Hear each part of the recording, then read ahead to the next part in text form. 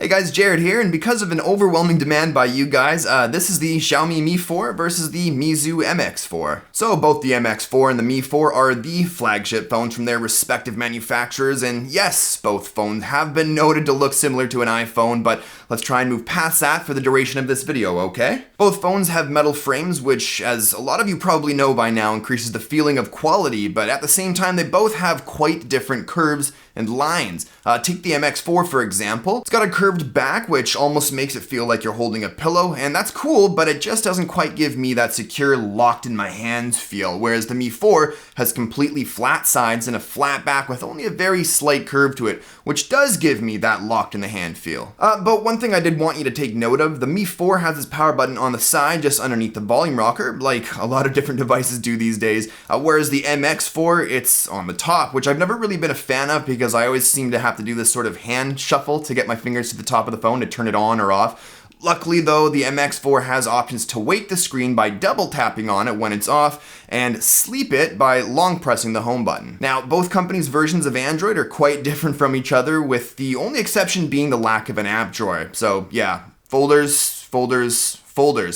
One difference though you might notice right away is the navigation buttons. On the Mi4, there's all the usual capacitive recents, home and back buttons, but on the MX4 we've got one single dedicated home button, and then the rest of the navigation is done by on-screen buttons, that usually being just the back button, which does take some getting used to, but it's doable, though not my personal preference. Now when it comes to user customization, I'd have to say Xiaomi's MIUI version 6 has a lot more options than Meizu's Flyme OS in pretty much every category. For instance, MIUI has all the usual sound options, but also has an optimized audio quality option and in-call noise suppression option, whereas Flyme OS only has the standard sound options that come with pretty much every other phone on the planet. And you'll actually find examples like that throughout when comparing MIUI to Flyme OS. But if you want my opinion, I actually prefer MIUI because it's not only more customizable, but it's a far more mature and more well thought out firmware than Flyme OS, again, at least in my opinion. Now the performance of both phones has been great. The Mi4 has a Snapdragon 801 clocked at 2.5 GHz and 3 GB of RAM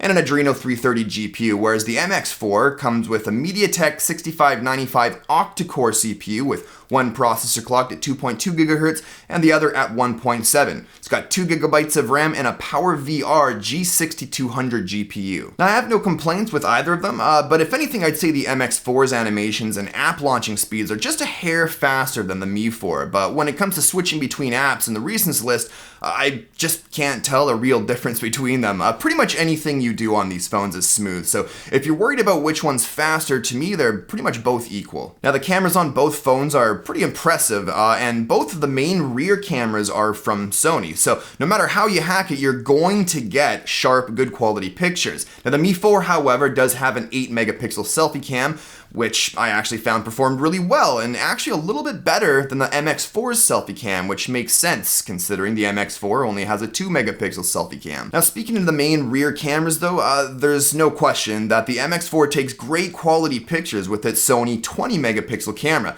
but only if you can get it right. As I mentioned in my full review, the MX4's camera seems to struggle a bit with exposure, but when it gets it right, it looks great, but more often than not, at least in my experiences, it seemed to either under or overexpose shots. Whereas with the Mi4, 9 times out of 10 the shots were exposed properly and looked great, requiring less picture retaking, saving a lot of time and frustration in the end.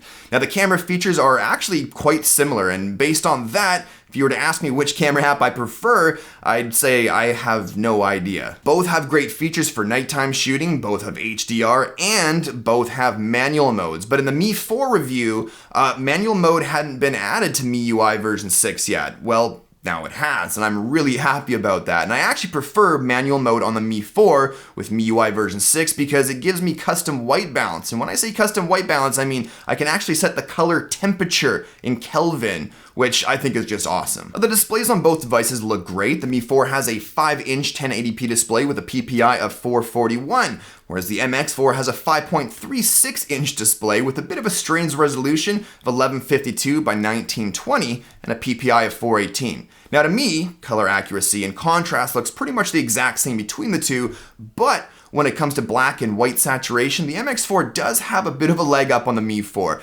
Either way you look at it, if display quality is important to you, I don't think you're going to be disappointed with either. And finally, we arrive on the battery life. Now, in my review of the MX4, I mentioned that with my heavy usage testing, I only got around 2.5 hours of screen on time. But since then, there's been a software update, and so I decided to test the battery again. And with that, I've experienced an increase of an hour. So now I get about 3.5 hours of screen on time, which is much better. Now, when it comes to the Mi 4, with my heavy usage testing, from 100 to 15%, I achieved 4.5 hours from its 3080 milliamp hour battery, leaving the MX4 in the dust.